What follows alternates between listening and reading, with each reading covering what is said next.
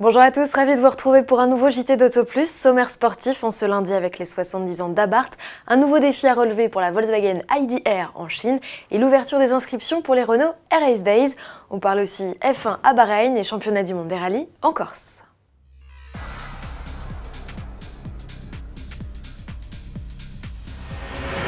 Le 31 mars 1949, Carlo Abarth, féru de moto à la base, fonde sa marque avec le pilote Guido Scagliarini. Son credo, proposer des kits afin d'améliorer les performances de voitures de série. Leur premier véhicule, une 204A basée sur une Fiat 1100, ne tardera pas à les faire connaître. Tadzio Nuvolari leur offre leur première victoire en avril 1950. Les succès s'enchaînent ensuite avec dès 1956 un record d'endurance et de vitesse pour une Fiat Abarth 750. En 1958, Abarth s'attaque à la Fiat 500. Le partenariat entre les deux marques s'intensifie, s'ensuit un palmarès impressionnant comptant pas moins de 10 records du monde et plus de 10 000 victoires sur circuit. Racheté par Fiat en 1971, Abarth s'illustre en championnat du monde des rallyes dans les années 70 avant de sombrer dans l'oubli. La marque, ressuscitée en 2008, continue aujourd'hui de proposer des modèles Fiat vitaminés. A noter que tous les modèles produits en 2019 seront estampillés d'un logo spécifique. Et au fait, pourquoi un scorpion pour emblème? Car Carlo est né et mort sous ce signe du zodiaque. Nouveau défi en vue pour Romain Dumas et la Volkswagen ID.R, le pilote alésien qui doit prochainement s'attaquer à l'exigeant Nürburgring au volant de son bolide 100% électrique de 680 chevaux, prévoit également de gravir le mont Tianmen en Chine.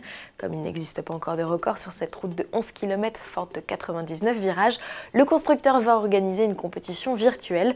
Le temps de référence établi via ce challenge en ligne sera celui à battre par Romain Dumas. La tentative de record sur la route vers le ciel est prévue pour le mois de septembre. Renault ouvre les réservations pour ses RS Days. Il est possible d'acheter ses billets pour les 2 premières étapes de la tournée européenne à Silverstone les 11 et 12 mai et Spa-Francorchamps le 24 juillet.